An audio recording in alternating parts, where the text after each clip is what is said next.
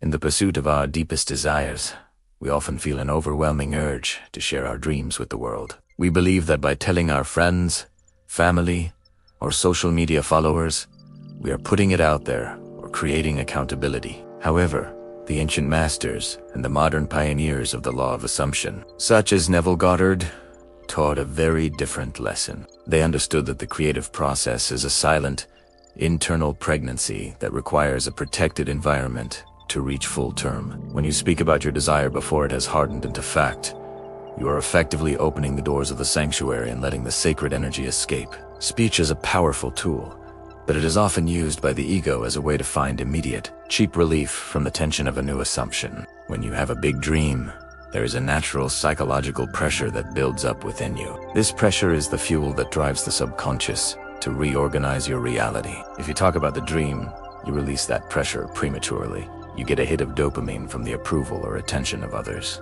And your subconscious mind mistakenly believes the goal has already been achieved because the social reward has been received. This kills the drive to actually manifest the result in the physical world. Today, we are going to explore the Master S silence and why keeping your mouth shut is the most powerful technique you can practice. We will look at 11 pillars of spiritual logic that explain how speaking your desire invites doubt, dissipates energy, and allows the opinions of others to poison your fertile soil. You are about to learn how to become a secret creator who works in the shadows to produce light. By the end of this video, you will understand why the most successful people are often the quietest about their next move. Let us learn the power of the silent decree. Every imaginal act creates a specific charge within your nervous system. This charge is the blueprint for your new reality. When you hold this charge in silence, it grows in intensity, becoming a magnetic force that draws the necessary circumstances to you. However, the moment you speak about it to someone else,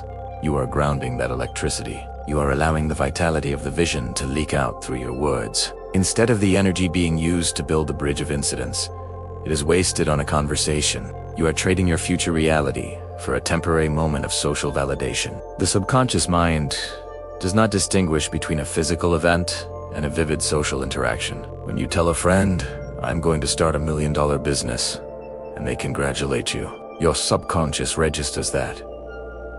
Congratulations as the end of the journey. The tension that was supposed to push you into action is gone. You have received the psychological paycheck before doing the work. This is why many people find that after they announce a big project, they suddenly lose all motivation to actually work on it. They have already spent the success in their imagination through speech. Silence is the container that allows the wine of your vision to ferment and gain strength. A master knows that a desire is like a seed. If you keep digging it up to show people how it's growing, you will eventually kill the plant. You must be willing to be the only person who knows your truth for a while. This internal secrecy creates a vacuum that the universe is forced to fill with physical results. When you stop talking, you start creating. The leak stops, and the power begins to accumulate where it belongs, in the silent depths of your being. Neville Goddard often used the biblical metaphor of the birds that come and eat the seeds sown by the wayside. These birds represent the common sense and the skeptical opinions of the people around you. When you share a grand vision with someone who is still living in a state of lack, their immediate reaction is often one of doubt or realism. Even if they love you, they will subtly or overtly remind you of the facts of the 3D world. They will point out the risks, the competition, and your past failures. These words are like parasites that enter your subconscious and begin to eat away at your conviction. The human mind is highly suggestible, especially when it is in the delicate stage of a new assumption. When you hear someone say, "Are you sure that's possible?" or "That sounds expensive," a part of you begins to agree with them. You have introduced a second voice into your internal dialogue.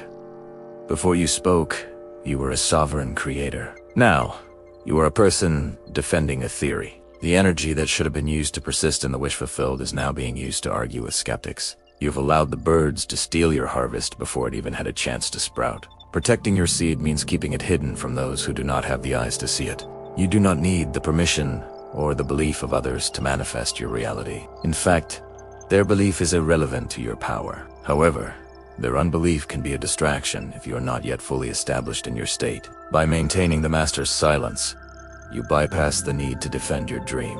You allow the dream to grow in the dark, where it is safe from the cold winds of reason and the logic of those who are not yet awake. The urge to speak our desires often comes from a deep-seated feeling of unworthiness. We want to tell people about our future success because we want them to respect us now. We are using our future self to bolster our current ego. This is a trap because it keeps you anchored in the state of the person who wants respect rather than the person who is successful. If you are truly the person you claim to be in your affirmations, you wouldn't feel the need to prove it to anyone. The sun doesn't have to tell people it's shining. It simply shines. Validation is a drug that provides a temporary high, but leaves the soul empty. When you seek validation for your manifestation, you are making the 3D world the judge of your 4D reality. You are saying, I will believe I have this once. Others acknowledge it. This is the exact opposite of the law of assumption. You must acknowledge it yourself first, and then the world will eventually have no choice but to acknowledge it. If you need someone else to agree with your vision, you don't actually believe the vision yourself yet. The master's silence is an exercise in it is the act of saying, my own I am is the only witness I need. When you can hold a massive secret without the need to leak it for a compliment, you have achieved a high level of spiritual maturity. You are no longer a child seeking a good job from the world. You are a sovereign being who knows that their word is law. This internal strength is what makes the manifestation harden into fact. The ego's silence is the spirit's loudest decree. In the tradition of alchemy, the great work must be performed in a sealed vessel. If the vessel is cracked or opened, the process is ruined. Your heart and your mind are that vessel. The transformation of a thought into a thing is an alchemical process that requires heat and pressure. Silence acts as the insulation that keeps the heat inside. When you talk about your manifestation, you are opening the lid and letting the heat escape. The lead of your current circumstances cannot be turned into the gold of your desire if the temperature keeps dropping. This internal heat is what Neville called the intensity of the imaginal act. It is a concentrated focus that ignores everything else. When you are silent, your focus is singular. When you speak, your focus becomes divided between your internal vision and the person you are talking to. You are trying to live in two worlds at once, and this division weakens the impression on the subconscious mind. The alchemical chamber must remain closed until the transmutation is complete.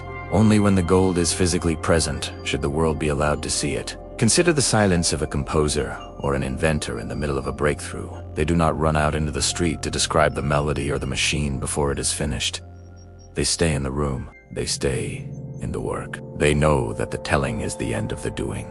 By practicing the master's silence, you are honoring the sacred nature of your own creative fire. You are giving your subconscious the uninterrupted time it needs to build the complex bridge of incidents required to deliver your result. Manifestation is a biological process of the spirit. Neville often compared the subconscious mind to a womb that receives the seed of the conscious mind. Idea. Just as a physical pregnancy takes place in the dark, hidden from the world, so must the pregnancy of a manifestation. If a woman were to constantly expose the developing embryo to the outside elements, the child would not survive. Silence is the amniotic fluid of your manifestation. It provides the safety and the nourishment necessary for the idea to develop its own independent life. When you speak your desire, you're exposing the embryo. You are inviting the energy of the world to touch, something that is not yet strong enough to handle it. Every question someone asks you, how are you going to do that? Or when will it happen? Is a poke of the developing manifestation. These questions force you back into the how and the when, which are the domains of the limited conscious mind. This can lead to a miscarriage of the idea, where the manifestation simply fades away because it was never allowed to develop its own internal structure. You must be the fierce protector of your inner womb. You must treat your imaginal acts as sacred lives that you are responsible for. This means being very careful about who you allow into your inner circle, and even then being selective about what you share. Most of the time, the best person to share your manifestation with is no one at all. Let the child be born first. When you show up with the new life, the new job, the new health, the new wealth, the world will see it. Until then, stay in the blessed silence of the expectant parent. There's a specific vibration associated with a settled fact. It is quiet, heavy, and immovable. When you truly know something is yours, You don't feel the need to talk about it incessantly. Think about your current name or the fact that you have a roof over your head. You don't go around affirming these things to strangers because they are natural to you. The Master's silence is the vibration of that naturalness. It is the silent assumption that says, this is already done, so why would I need to discuss it? On the other hand, the noise of constant talking is often a vibration of doubt. We talk to convince ourselves. We shout our affirmations to drown out the voice of our own fear. The subconscious mind is not fooled by the volume of our speech. It hears the panic underneath the noise. When you are silent, you are demonstrating to your subconscious that you are at peace. You are signaling that you trust the process so completely that you don't even need to mention it. This silence is the most powerful affirmation you can ever give. By refusing to speak your desire, you are forcing yourself to feel it more deeply. Since you can't release the energy through your mouth, it has to go somewhere, so it goes deeper into your heart. This creates a density of soul that is highly magnetic. You become a silent powerhouse rather than a noisy dreamer. The world responds to the weight of your silence much more than the wind of your words. Cultivate the quiet confidence of a person who has already won the game. In the teachings of Jesus, he frequently performed miracles and then followed them with the command, "See thou tell no man." Many people interpret this as a sign of humility, but from a metaphysical perspective, it is a technical instruction for the preservation of the miracle. Jesus knew that if the person went out and began to describe the miracle to skeptics, the collective doubt of the world could undo the state of mind that allowed the healing to happen. To maintain the new reality, the person had to dwell in the silence of the gift. Tell no man is a protective shield for your state of consciousness. When you have successfully entered the feeling of the wish fulfilled, you are in a high-frequency state. The men of the world are often in a low-frequency state of lack and limitation. If you share your high-frequency miracle with a low-frequency environment, the energy will naturally seek to equalize. You will find your certainty dropping to the level of their skepticism. By telling no man, you keep your frequency high until the manifestation is so dense that no one as doubt can touch it. This command applies even to your internal talking. You should not tell the man of your own logical mind about your miracles. Your logical mind is the ultimate skeptic. It will look at the 3D world and try to talk you out of your success. Practice silence, even within your own thoughts. When the logical mind starts asking questions, answer it with the silence of the I am. Stay in the secret place of the Most High, which is the silent awareness of your own divinity. There is a profound psychological power in having a secret. A secret creates a sense of inner space and personal depth. When you keep your manifestation a secret, you are creating a private world that only you and your higher self inhabit. This private world becomes a sanctuary where you can go to recharge and feel the reality of your dream. The secret becomes a treasure that you carry with you, giving you a sense of wealth and importance that has nothing to do with your external circumstances. This internalization is the key to a strong self-concept. When your good news is common knowledge, it belongs to everyone. When it is a secret, it belongs only to you. This exclusive ownership of the dream makes it much more potent. It's the difference between a public park and a private garden. In your private garden, you can cultivate the most delicate flowers of imagination without anyone trampling on them. This sense of internal possession is exactly what is needed to bridge the gap between 4D and 3D. The Master's silence makes you a person of substance. People can sense when someone is carrying a weighty secret. You gain an aura of mystery and authority. This isn't about being deceptive. It's about being contained. By internalizing your desire, you are training your mind to look inward for fulfillment rather than outward. This is the ultimate goal of all spiritual work. To realize that the kingdom of heaven is within you, and it is a kingdom that requires no external witnesses to be real. There is one exception to the rule of silence, and it is the most important distinction in the law.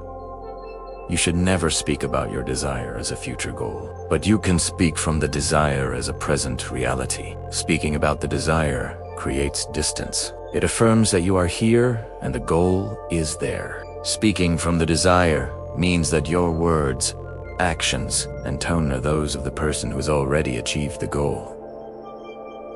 You aren't telling people you are successful. You are speaking as a successful person. When you speak from the end, you aren't revealing your plans or your techniques. You are simply expressing your new identity. If you are manifesting a new house, you don't tell people, "I'm trying to manifest a house." Instead, you might find yourself discussing interior design or looking at furniture from the perspective of an owner. You don't have to mention the house at all to speak from the state of a homeowner. This implicit speech is safe because it doesn't trigger the skepticism of others in the same way that a claim does. A claim is an invitation for a challenge. An assumption is a settled fact that requires no defense. The master's silence is mostly about avoiding claims. When you are silent about your process, you are free to be the result. If you must speak, let your words be the natural fruit of your new state. If you are rich, you speak with the ease of a rich person. If you are loved, you speak with the security of a loved person. The world hears the melody of your state, but it never sees the sheet music of your manifestation. Just as too much shade can kill a plant, too much sunlight in the form of intense public scrutiny can wither a manifestation before its time. When you announce a goal, you are inviting the light of everyone's attention to shine on it. This might sound good, but the human gaze is not neutral. It is filled with expectations, judgments, and pressures. This external sun can dry up the moisture of your inspiration. You start doing the work for the audience rather than for the joy of the creation. Secrecy provides the cool shade that allow the roots of your manifestation to grow deep. Roots need darkness to thrive. The roots are your subconscious beliefs, your new habits, and the unseen incidents of the bridge. If you are constantly performing for others, your roots stay shallow because all your energy is being pushed into the leaves of public appearance. By the time the heat of a real challenge comes, the plant withers because its roots weren't established in the quiet dark. Stay in the shade until your trunk is strong enough to handle the sun. Let the manifestation become a settled fact in your own life before you offer it up for public consumption. When you finally reveal your success, it will be a mighty tree that can provide shade for others. But while it is a sapling, keep it hidden.